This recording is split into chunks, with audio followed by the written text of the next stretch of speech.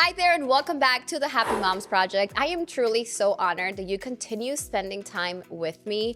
I love reading your messages when you tell me that something has helped you in one way or another. That was my whole point in starting the Happy Moms Project.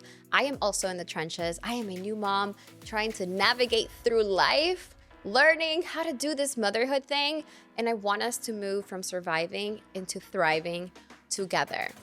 Today, we have another episode in the series, Moms Who Inspire. And today's episode is going to be one that is rooted in love and in grief. We are talking to someone that I love very much, a dear friend who is a total bad, you-know-what entrepreneur. She's a mentor. She is the one responsible for teaching new real estate agents at Lux Properties. She is also daily operations at Only in Dade. If you're from Miami, you know exactly what it is. If you're not, go check it out. But most importantly, she is a mom. She's a mom to beautiful LJ. He was born, 5 months before my Jag. So I am so excited to see them growing up together and doing life together.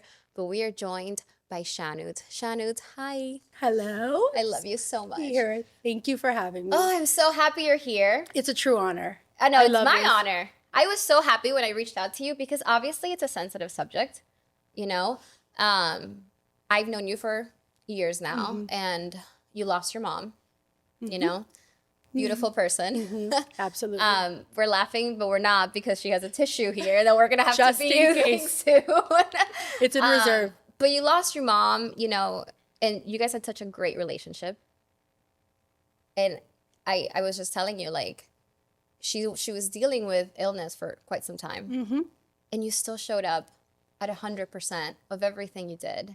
And I know you showed up for her too, because I would see you or you would tell me like, oh, I spent the night at the hospital with my mom, and you would still show up with a smile, grateful, the light of everyone's life, literally.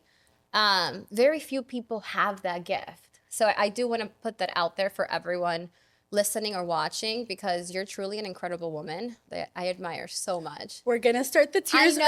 I know, but I mean that from Thank the you bottom so of my heart. much. You know, like we don't have this scripted or anything. It's just truly like, you know, what you've been through is very difficult, right?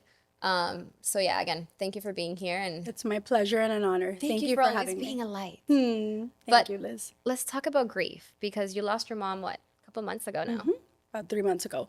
Yeah. It's going to be 3 months. Yes. Yeah. She was dealing with cancer for years. Yes. She was dealing with stage 4 colon cancer for 7 years. She was diagnosed at the beginning of 2018 at stage 4, and it was metastasized at the moment that it was discovered. So right off the bat, it was like we're up there, and it was an absolute shock to us. And you know, you hear the word cancer, and immediately you're like, everything flashes in front of your eyes, and that's definitely what happened to us. But more so to the family, because when my mom was diagnosed and the doctor came into the room to tell her, you know, this is a very, like an advanced diagnosis, whatever the case is, she's like, I respect what you're saying, but I know the God that I serve. And so that was the, I would say, the essence of her journey for 7 years was rooted in that, in her faith and in her loyalty to God and to her relationship with him. And I mean, yeah. Yeah, that's beautiful. And I mean, you could tell she was always happy, always smiling, no matter what. I mean, you would post her at the hospital sometimes getting her chemo treatments, and she'd be like all smiles, Full right? of joy. Yeah. Full of joy, even in the hardest of times. Yeah. It's not to say that she was, it's not like the toxic positivity, because, you know, she processed what she needed to process as well. But the general idea for her and her mantra was joy. Yeah. Really finding the joy. I love that. And I mean, again, you could tell. And the apple does not fall far from the tree. There we go. Because again, I could see so much of her, Thank you. in She you. really modeled that. And Yeah. it's definitely something that I want to instill in my son, and even in my years of life is really that. Actually, joy is the word of the year for me. Yeah. Because last year was really difficult. It was as beautiful as it was difficult because I had my son Yeah.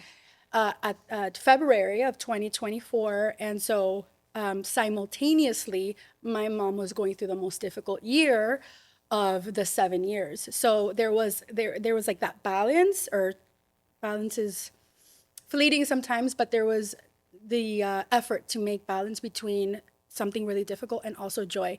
So this year, my word is joy, is really finding the joy even in the difficult times, just like my mom did. Yeah.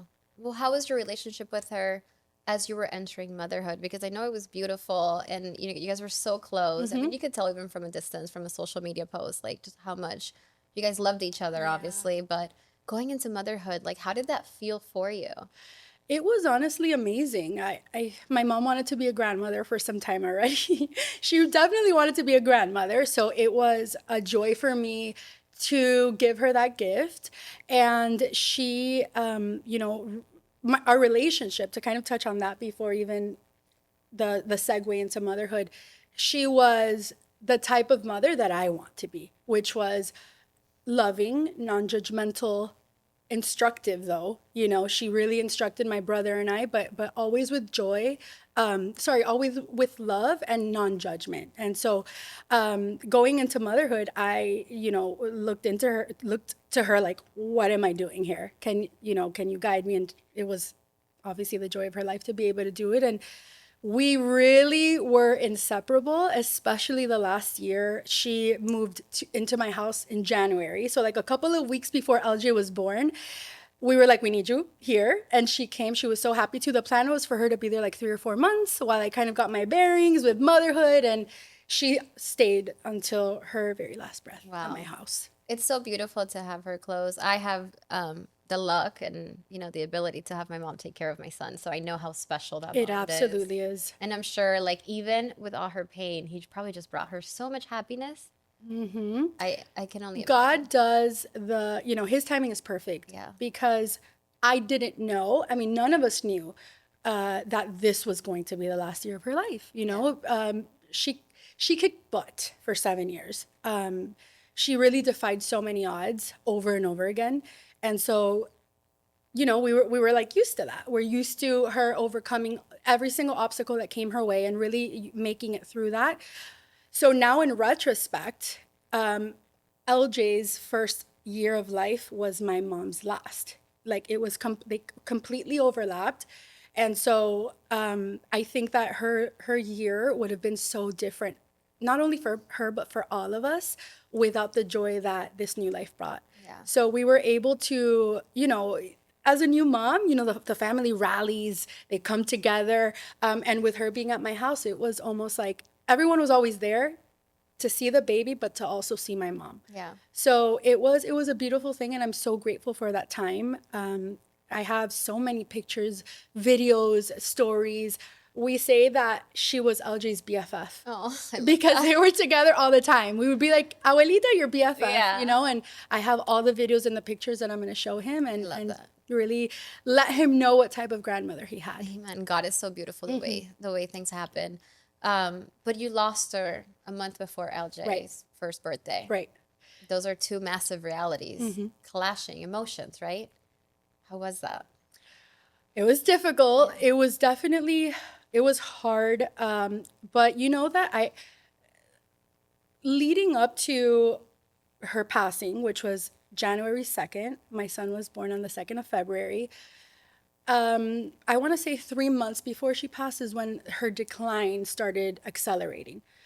But whether it was me in denial of what was happening, I was aware, highly aware, obviously, of what's happening. It's in our faces. But I think in a way I was in some sort of denial that it would result in what it did.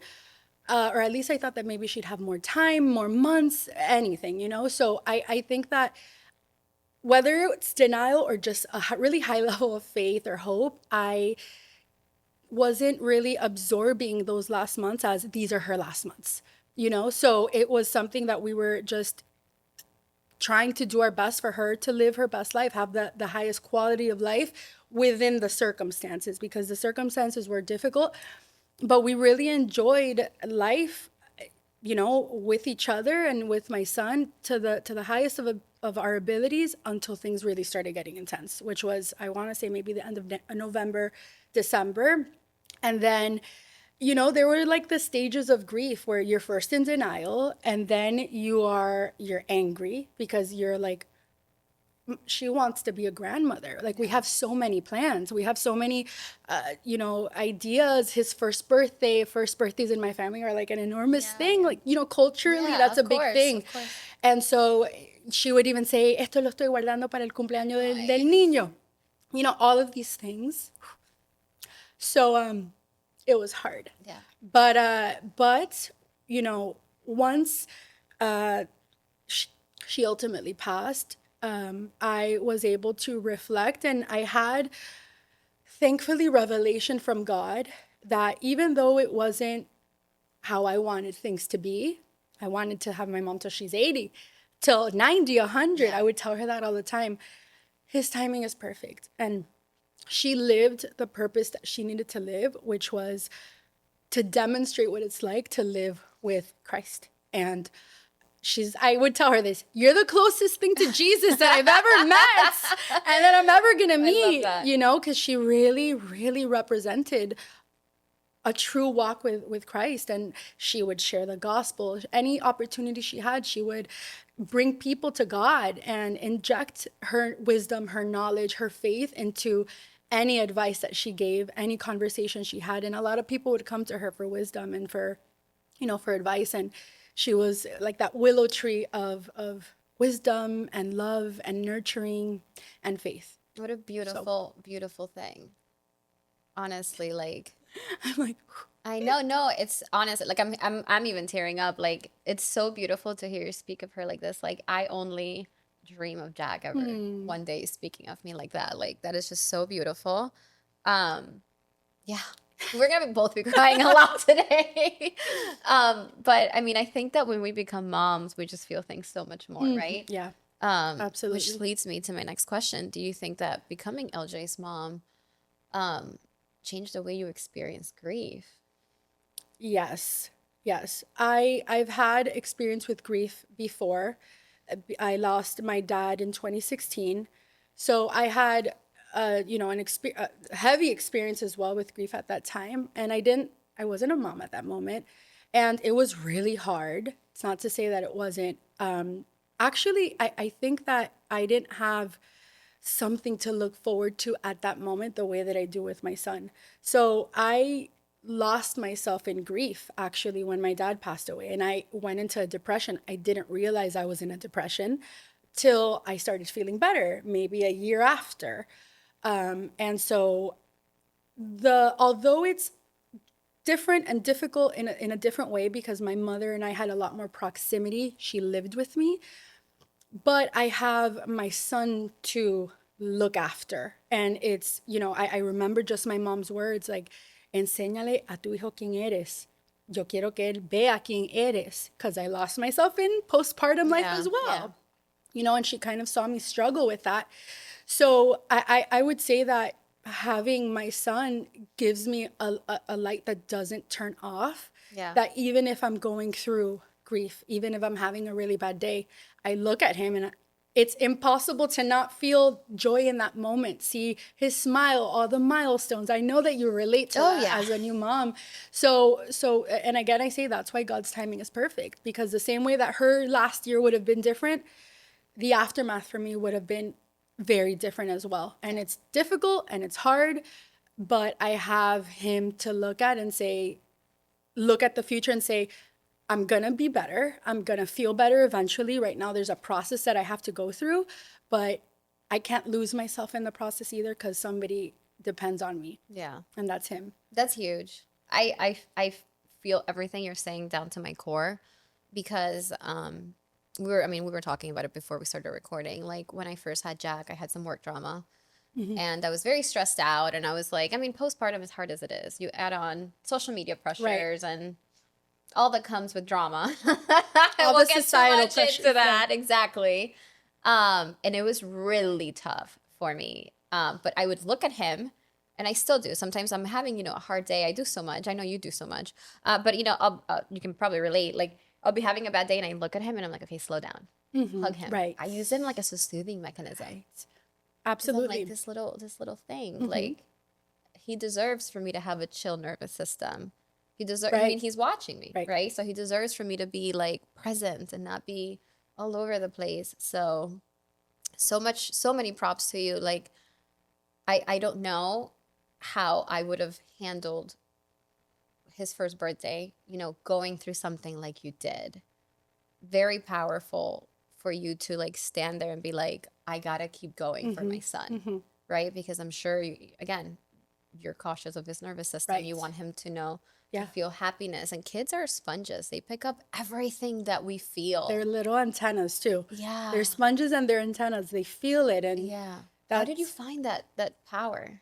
so. You know what? I think that there's a couple of things that go into that. First and foremost is my faith, and it's the faith that I refound, because there was a time that I actually I I don't want to say that I turned away from God, because God is so embedded in me that I never thought God doesn't exist because my mom is going through this, or something like that. But it was more like, how can I save my mom?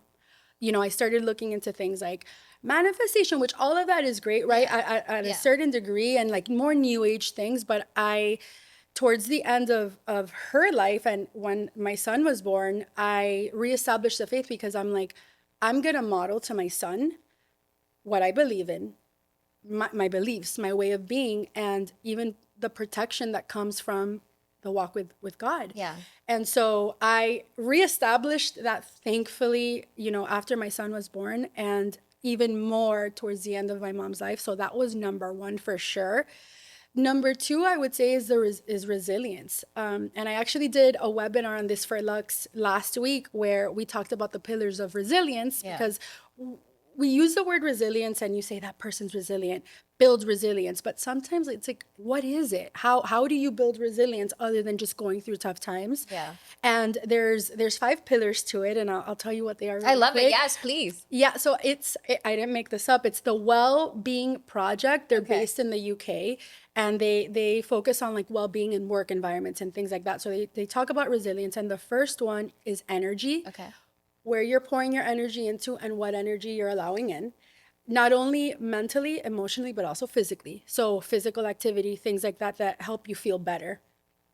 The second thing is being future focused, which is having an outlook that even if you're not there right now, let's say if you're going through a tough time, you say, I am going to feel better one day. I might not feel that right now, but I can get there. So having a goal of who you want to be, how you want to feel. The goal doesn't have to be just career based or financial based. It's also your mental health, what type of person you want to be and how you want to feel. The third one is inner drive, is having not only the vision of future focus, but the self-belief that it's possible to accomplish that vision. The fourth one is flexible thinking, is not being rigid in the thinking, and not, you know, being stuck in the box of, this is the way that I am, this is the way that I was, you know, this is how I was taught to be, I'm not going to change. And then the fifth one is strong relationships. So that's kind of like quantifies a little Love bit that. of resilience, but you know, really saying like, this is the hardest thing ever, but I'm going to get on the other side of this at some point. Yeah. You know? But I also have like a really incredible story of 2 days before my son's birthday. He was born on the 2nd of February, like I was telling you. He's an Aquarius like you. Almost my birthday. Right, almost. So because of the whole birthday thing, and it was so important to my mom, it was important to us, I had feelings about that. And I'm like, his first birthday is going to be the first month anniversary of my mom. Like, that's, how am I going to feel? You know, we were going to do this enormous birthday. We canceled it because it didn't feel right. We did a gathering at the house, so it was nice. We have a nice memory for it. But it was February 1st, 2 a.m, and he had woken up. He was at this point already sleeping through the night. He was almost a year. And, you know, it was the first time in 3 weeks or almost 4 weeks since my mom had passed away that I was alone. There was always family at my house. People would sleep over, my aunts, my, you know, cousin, whatever it is, to really be there for us. Obviously, my partner Lenny, but he also works a lot at night. Right. That's the kind of the nature of the business. So my mom was always there with me, right? So this is like the first day that no one was there. It was just me and LJ. And any other moment that would happen, I would go to my mom's room, which is right next to LJ's room. And in that moment, I knew that this feeling was coming because I experienced it with my dad, where you're having, this time of being with family, you're distracted, you're doing los trámites, you're doing all of the things that come with that process. And but there comes a day that like it hits you like a ton of bricks, And so I knew that eventually that would happen because you start to process. And it happened that night, February 1st. I'm carrying him, I'm soothing him because he had been crying. He finally calms down. And I was like, I would be in my mom's room right now with her talking. She was up in the night because she would pray at 3 a.m. She would help me with the baby. So it was the first time since she passed that it hit me that she wasn't there and I couldn't go to her room and talk to her or be soothed by her too. And so I started crying. And then there comes the mom thoughts of like, I'm crying, he's on top of me. Am I going to pass these feelings on to him? Like even all of those anxieties. And I was like, what would she tell me right now? And it would be to pray. Yeah. So I started praying. I started asking God, like, God, please give me a sign. Mom, can you hear me? Like something. And so, little break. I'm in the middle of that moment and I get a text message from PayPal. Random, right? I'm like in the PayPal. I hope it was money coming into your account. It's so funny because I'm like there and then I'm like, who's trying to get into my PayPal? I got one of those messages when you're locked out of an account and it's like, oh, here's your code to get back in, right? So me cortó la inspiración of that moment I was having. And so the time was February 1st, 2:24 in the morning. My son was born on 2 February 2024. I hadn't made the connection so far yet. So I look at the code and it's like, this is your recovery code. And the code was 022044. And I'm thinking, okay, well, they're not going to break into my account because they don't have the code. A second later, I get an email from PayPal and it says, you've authorized to DoorDash $33.03. And so that number always stands out to me, 33.3, the number 3. It's my favorite Bible verse, which is Jeremiah 33:3. So anytime that number comes about, you kind of like, okay. But I didn't really process that number at that moment yet. And by the way, Jeremiah 33:3, anytime that my mom would see it on Instagram, she would send me a screenshot, send it to me. And the verse is, I'll say it in Spanish if that's okay. It's, clama a mí y yo te responderé. Y te enseñaré cosas grandes y ocultas que tú no conoces. Oh my goodness. Profound. It's a profound verse, right? And so it says 33:3. And I'm still like, who just purchased on my DoorDash? I go to DoorDash, nothing's there. I'm trying to see what's going on. So then I go back to the email and the email has an address and it says ship to. It was a Washington address. So I'm like, who in Washington? It's giving that money. In Washington is door dashing at 2 a.m, like all of these things. So like a realtor at the end of the day, I get the address and I'm like, let's do some research here really quick. This is all happening really fast. And so I copy and paste the address into Google to see like the street view or whatever. The Washington place, like nothing stood out. And I'm like, let's try Miami. Let's see if I recognize the place. So I hit Street View to kind of, how you can kind of drive around Google on the Earth View or whatever it's called. And so the minute that I clicked on it, I recognized what I was seeing, which is the back of a school.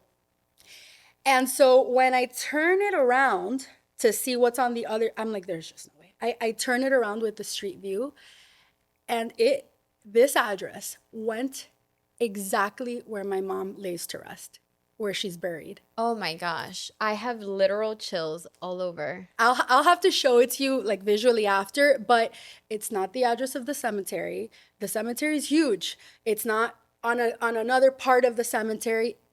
It's like if it's the coordinates to where my mom lays to rest. And what's crazy is that my grandmother's there, my dad, this is like, the family plots or whatever. So the minute I saw the school, I was just like, what? I turn it around and it's right there. And in that moment, I felt the type of comfort that I would have felt had I been talking to my mom. Wow. Yeah. Okay, so I just want to point out that you told me you were going to share something that was a sign. I did not know it was going to be this. Right. Wow. Yeah. It was, I felt such a peace Wow. come over me. It's undeniable. Oh, I mean, that's it so goes to where beautiful. I'm like, oh, my mom is door dashing. Okay. Oh, that is so beautiful. Yeah. Oh my gosh. So that gave me a sense of comfort. I don't know, I don't know how I even called DoorDash. I called PayPal. They couldn't find the charge. Oh my And it gosh. was 33.3, and that's what I was doing in that moment. I was clamando. I was asking for a sign, a something to help me, and Yeah. I'm going to carry that for the rest of my life. Even people that are not believers, let's say, and maybe are more practical in their belief, I've shared the story, and it's undeniable. Yeah. And so I'm like, look at my mom doing the Lord's That work is even after. so beautiful. And if we can, Yanni, if we can, I know she said the verse in Spanish. If we can maybe add later Oh, yeah, in English. the Subtitles. yeah. Let's not cut this either. You guys just heard Johnny's voice. He is the mastermind behind everything. But yeah, if we could add it in English, it would be great for those watching on YouTube. But wow, that is so beautiful. God is so amazing. I was just sharing with you how, since I became a mom, very similar to what you just shared about your own personal walk with Christ. I grew up going to church my whole life.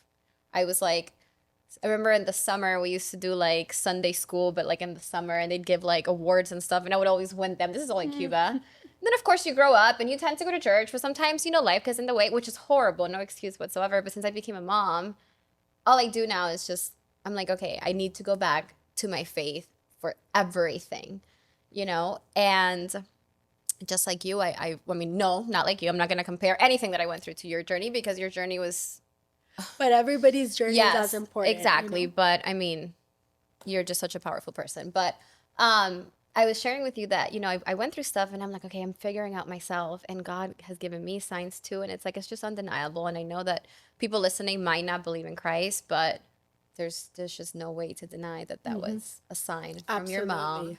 from God, Yeah. that you're on the right path. Right. And I'm assuming you got that reassurance of like, hey, celebrate something for LJ, right? Right. Yeah, absolutely. Because it,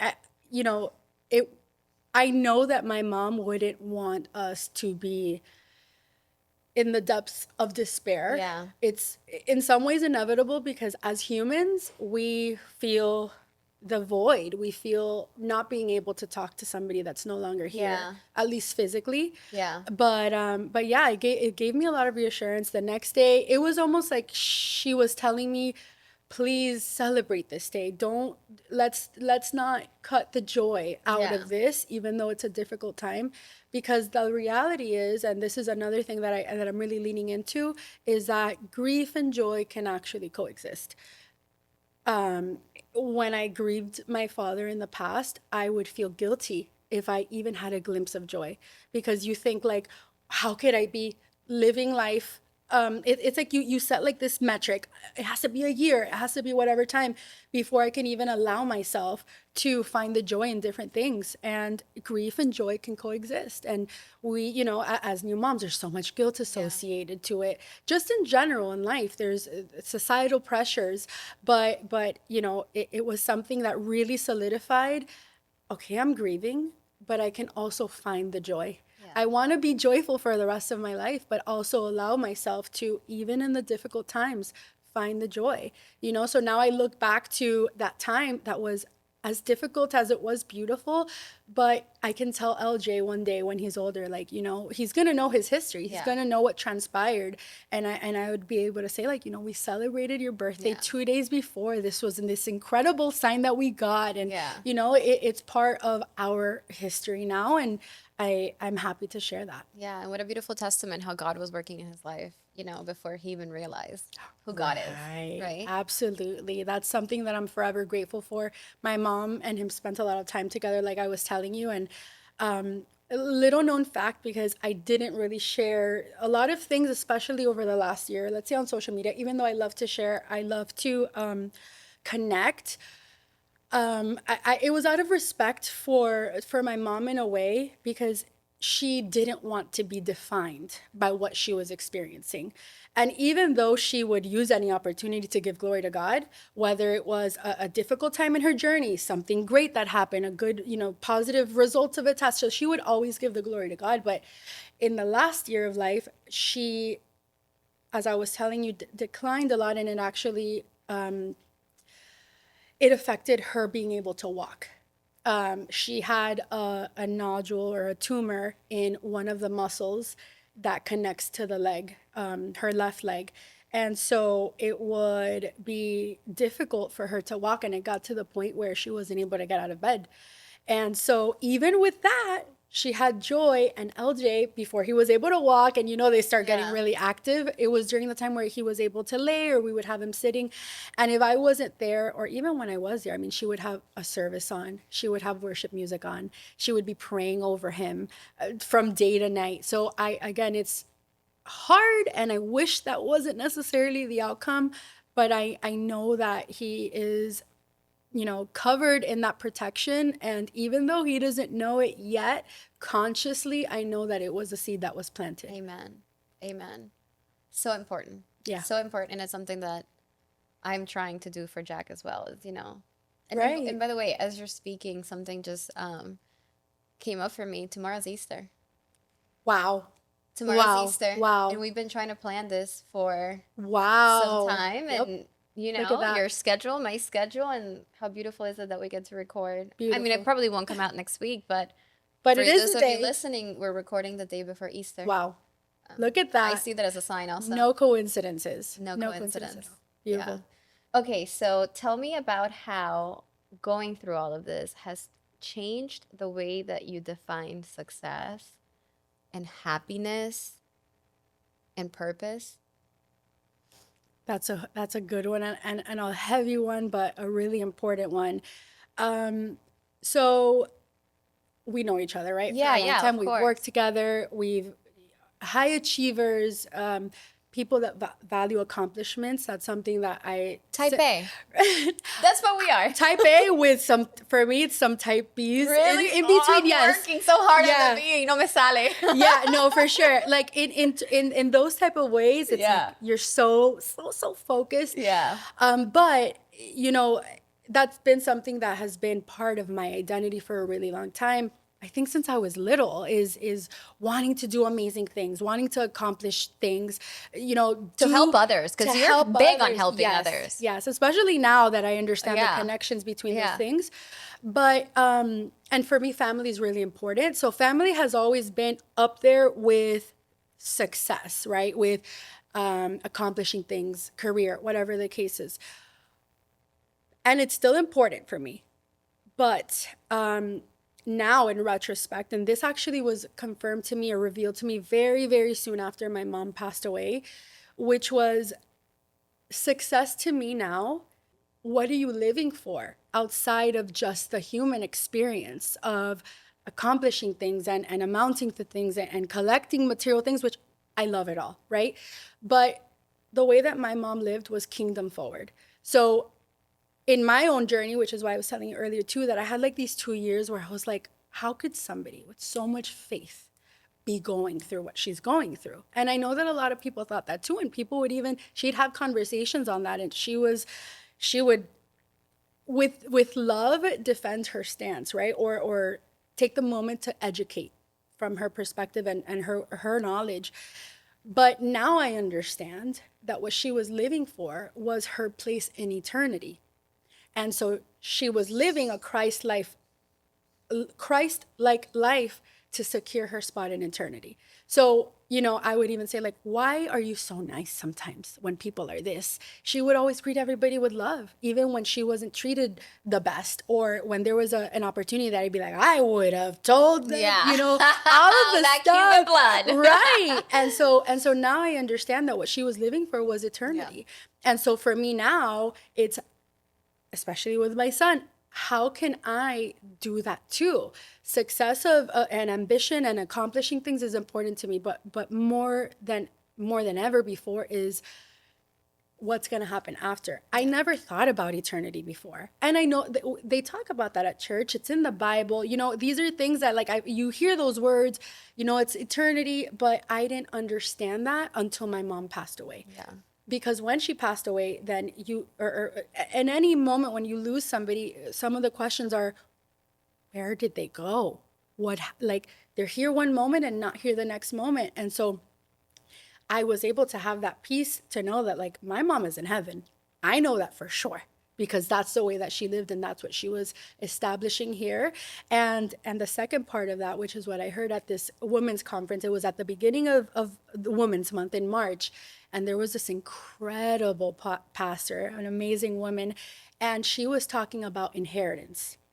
And she was saying like, you know, we want to leave our kids and our generations incredible things, and we work hard for it. And you want to leave them houses and assets, and that's important, especially when you don't come from that, right? Yeah. Because if you didn't have that, if I didn't have that, that's exactly what I want to give my son. But the bigger question is, what's the spiritual inheritance that you're leaving them? Amen. What's the spiritual inheritance? And my mom left me and my generations rich in spiritual inheritance. Rich, rich, rich. That is so powerful. So that's what success is now. Those other things are still there. I want to have an amazing human experience, but all of that spiritual inheritance took precedent. That is so powerful. I mean, obviously we've been friends for years. You know my story too. We've Right. built together. Yep. You were such a crucial part of even my own personal success. So thank you for that.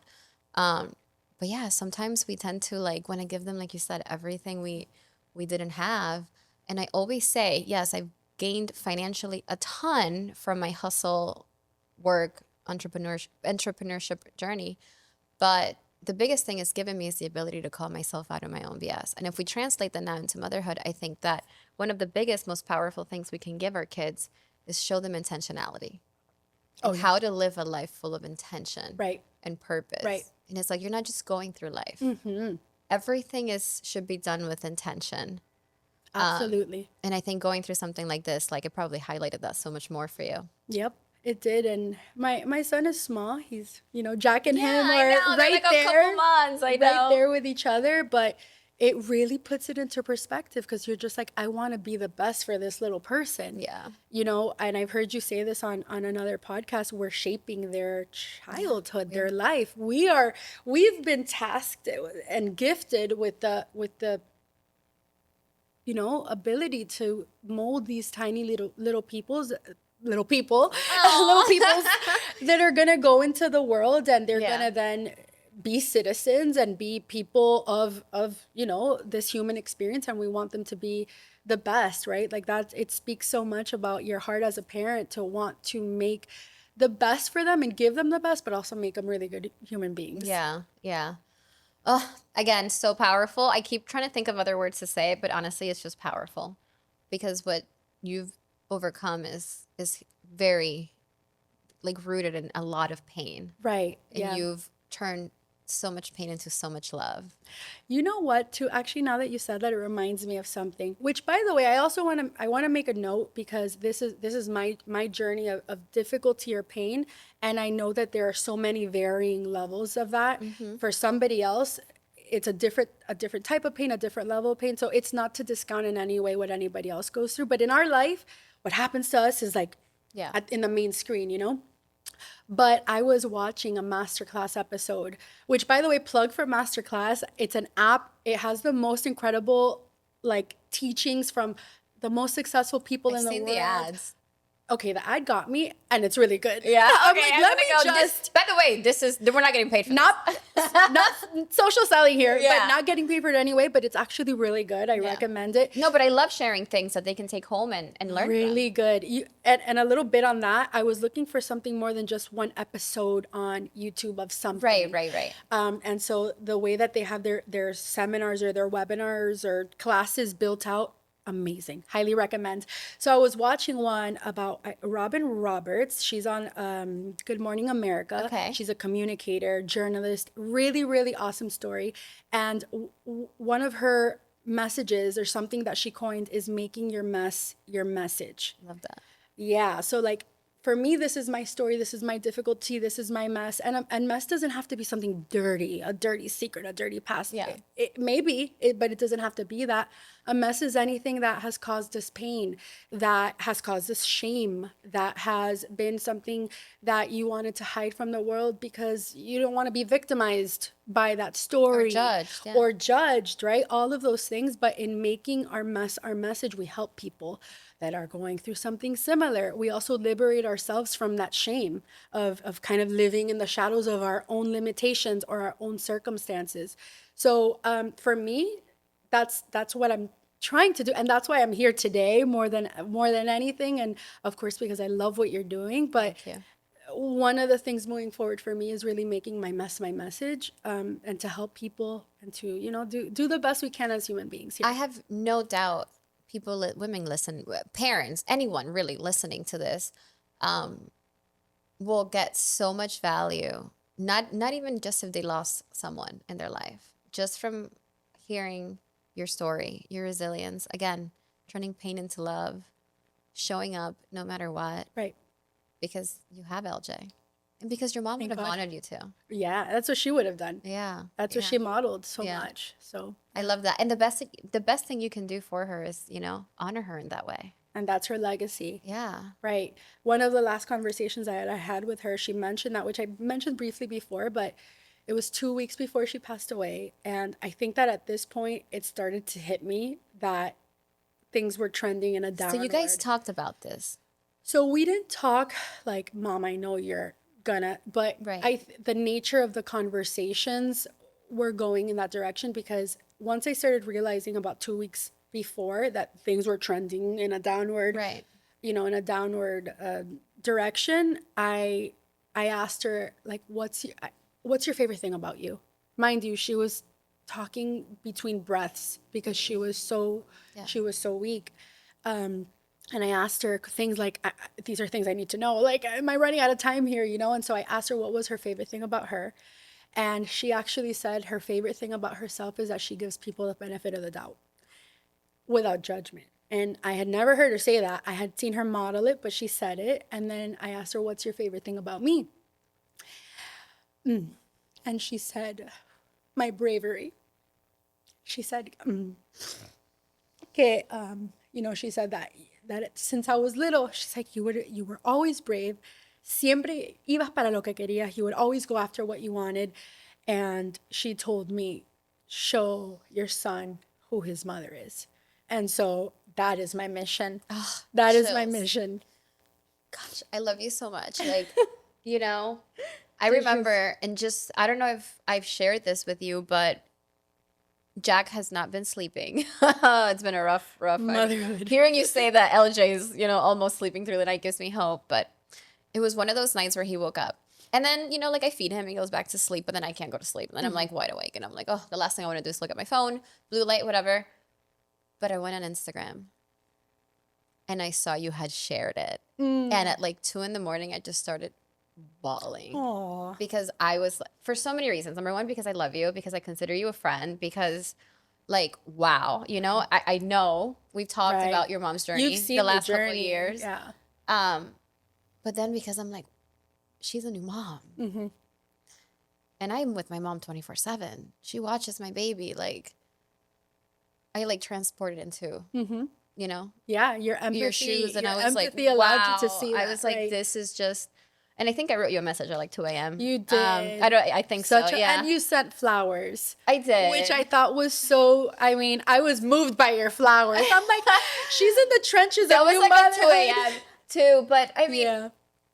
My thing was like, I didn't have the words to say to you. And I was, the flowers, whatever. That's just, But it was I'm glad such you a like beautiful them. gesture. I'm glad you like them. But it was like, I was typing the message and I'm like, what do I say to her? Like, how do I, and I'm not good in these situations. I've been blessed where I haven't had to experience something like this. So I'm not like, I'm a little awkward actually in situations like that. But I just remember like seeing that and I was like, wow, Shan, pobrecita, like my heart just broke, It was a difficult time, but you know what? Your message was beautiful. Thank you. And it is an awkward, even for me, for somebody that has gone through it, it's hard to say things Yeah. because in those moments words don't suffice, right? But it's the gesture of showing the support. Yeah. In the yours was not awkward, but anyway, I know, like, it may I have felt I that. hope my love for her like shines through the message. Yeah. No, but it's the act Yeah. of saying like, I see you. Yeah. I don't know what to say, but and that really goes a long way. Well, It goes a long thank way. you. That means a lot. But my point in, even sharing this is that so many people reached out to you. I saw, and I'm sure you didn't even share like a Oh tenth yeah, of there it. was so much. And that's how you know that your mom like really walked the walk. She didn't did. just talk the talk. Right. Because I saw like even like nurses from the hospital reaching out to you. Like, Yep. what a proud moment as a daughter to know that Absolutely. your mom touched so many Yeah. lives Yeah. in a positive way. Right. Oh my gosh, I was so moved by that. Yeah. I mean, nurses that took care of her, that we didn't interact outside of I don't even know if we knew each other's names. They found me on Instagram because they heard through her doctors, and they went out of their way to send messages. And I knew, like in life, I knew what type of person my mom was. Yeah. Because I got to experience it, and I would see, how she interacted with everybody. But I was like, wow, she really made an impact. Yeah. And I, in full transparency and being really vulnerable, as we grow in life, you're a child, then you go into adolescence. And when you go into like that adolescence, young adulthood, you start thinking about like, if, I could have done things differently. My mom, my dad made a bad choice. You start judging the choices that your parents made. Yeah. Because now you have opinions and you're starting to feel like an adult. And I absolutely did that to my parents, especially to my mom. I was really hard on my mom. In my teen years, we had an amazing relationship. I was a good kid. Yeah. So it wasn't like, I can't picture you being bad. yeah, no, I wasn't necessarily bad, but I was definitely very harsh with my words. I was judgmental. I was like, I was a teen and whatever. But as I got older, and once you start living life as an adult, you're like, whoa, it's not that easy. It's not that easy. And so I, of course, reconciled all of that with my mom throughout my adult life. But then seeing that from strangers or people that I didn't really interact with, and I'm like, wow, she really made an impact in a really profound way. Amen. And I'm proud of that for sure. Amen. Well, I'm happy that my message was, came across, because again, the flowers were just a gesture of love. I love What really mattered to me was you like knowing that deep in my heart. Right. It was wanted felt. to give It you a was felt hug, for sure. It you was know. felt. Because again, wow, you're so brave. Oh, thank You're you. so brave and you're so resilient. You're so strong. Okay, so I would love if you've given them so much already, but if you can give someone who's been through grief, who's going through grief, who is like, how do I show up in parenting? Like, I say this as like yesterday, it was Thursday, today's Saturday. I was at a work event and I get a call from my husband that his friend at 37 years old had a heart attack and passed away, left a wife and 2 kids. And I'm like, for someone like that, how do you show up? How do you show up in motherhood? How do you show up like going through grief, Very difficult, very heavy topic. But if you have any words of advice that you think can help someone going through it, that can help them heal, I would love if you can share them. Yeah. Wow. Condolences to that family, because I thank you. can't even imagine what they're thank you. going through right now.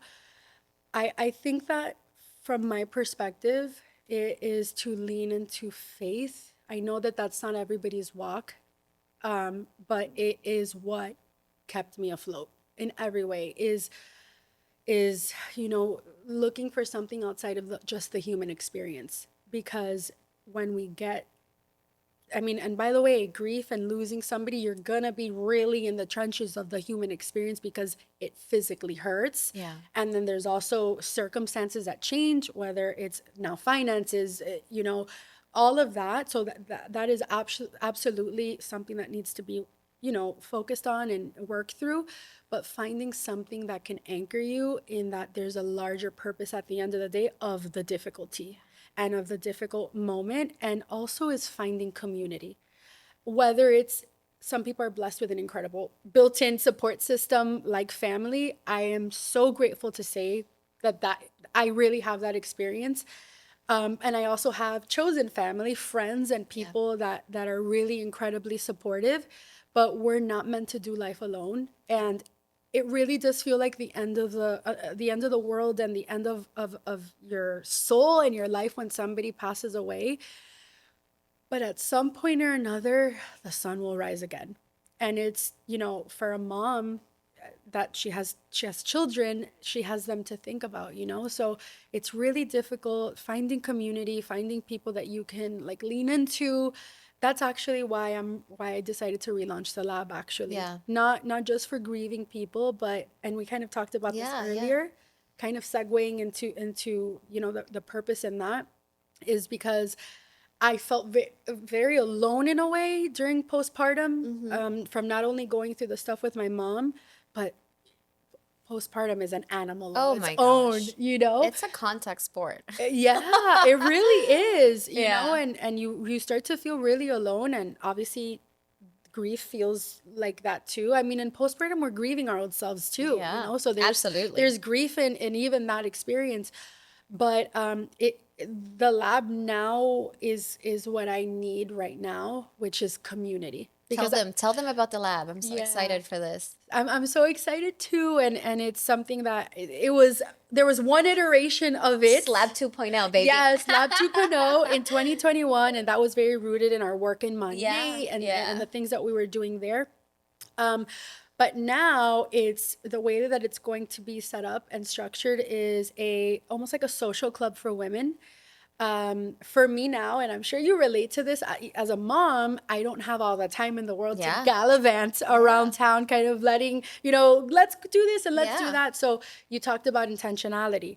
So for me now, it's like, how can I spend time in environments that pour into me and that I can also pour into people intentionally and in not 10 hours a day, so it's going to start as a social club with meetups, about 2 a month. One will be like a leisure meetup where it'll be like maybe like a dinner or something fun, and then the second meetup of the month would be something more like a workshop. I love that. Count me in. Right. I'm like, you are on the list, girl. I am like volunteering, adding myself. I love it. You are absolutely. You need me for, I'm there. Thank you so much. I would love to be a part of this. Thank you. Yes, I think it's going to be really awesome. It's what I need right now, and I if I need it, I think a lot of women probably need it as well. And like for me, and I know for you too, women, like supporting each other as women. It's huge. We don't have to do this alone. I learned this from you, collaboration over competition. Always. You always say that. I know you still stand by that. And so that's what the lab is going to be now. There are more plans after, the vision. There's a lot of things. I love this. But for now, it'll start as a social club for women, and intentional, pouring into each other. And like that exchange of being poured into and pouring into others. It's so beautiful. Because you know what? There's so much negativity going around. So many people just like, I hate you for your political views. I hate you because you think of this. I hate you because of that. And I'm like, can we all just get along? I know I sound cliche, but it's like, love people for who they are. It's so funny. Accept people for who they are. Yeah, if they think differently than you, that doesn't mean that they're bad, So I love this, and it is so you. Like, you really, I know I've said this multiple times in this episode, but you're the life of the party. Like, you really are. You're such a fun energy to be around. Thank you so much. You're someone that people are drawn to, Thank you. I have to say the same about you. Oh, thank you. You're very magnetic. Thank you. Let's give you some flowers. You. I love you, but you really are. So I just know that this is going to be a beautiful project. I'm really excited. Count on me for whatever. Thank you. You're welcome back here whenever you want. Thank you so much. I know it's probably going to start as a Miami thing, but if it ends up ever being like a countrywide thing, I mean, you never know. Think big. Knowing you, I know you will do anything you set your mind to. I have no doubt. Thank you. Yeah, I have a lot of ideas. Yeah, and I know that we're gonna collaborate in really big ways. Absolutely, huge ways. I'm so excited. Thank you so much for being here. Thank you for having me and letting me. I'm like, I haven't spoken about this in this capacity, so thank you, because this has been therapeutic for me as well. So I really appreciate it. I'm so honored that you said yes. Like I was hesitant because again, I wanted to talk about this. And I know it had to be you who I brought on. but I just didn't know. I didn't want to overstep. I didn't want to be like, that's why when I was like, well, You were so you tactful. know, You were like so tactful in if your you approach. feel Thank like you. it, you No, know, thank because you. I wanted to respect your privacy. So I'm so thankful that you decided to, share your mess here with us because you. it's a beautiful one. Thank you so much, Liz. I can't wait to have you again soon. I love you. Hearts. Thank you for sharing a little bit of your precious time with me today. I know your time is gold, and I'm truly so honored you chose to spend it here. If this episode spoke to you, don't forget to hit subscribe so we can stay connected. And if you know a parent who needs to hear this, please share it with them because none of us are in this alone. I'll be right here next week with more tips, stories, and reminders that you matter. Until then, remember that taking care of yourself isn't just for you, it's for your kids, it's for your family, and for your sanity. You're doing an amazing job. Take care of yourself and keep making space for your happiness.